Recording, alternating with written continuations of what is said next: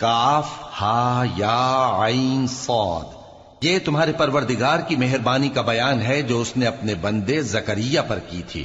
جب انہوں نے اپنے پروردگار کو دبی آواز سے پکارا اور کہا کہ اے میرے پروردگار، میری ہڈیاں بڑھاپے کے سبب کمزور ہو گئی ہیں اور سر سفید بالوں کی وجہ سے چمکنے لگا ہے، اور اے میرے پروردگار، میں تجھ سے مانگ کر کبھی محروم نہیں رہا، اور میں اپنے بعد اپنے بھائی بندوں سے ڈرتا ہوں، اور میری بیوی بانجھ ہے، پھر بھی مجھے اپنے پاس سے ایک وارث عطا فرما جو میری اور اولاد یعقوب کی میراث کا مالک ہو، اور اے میرے پروردگار اس کو خوش اخلاق بنائیو۔ فرمایا اے زکریا،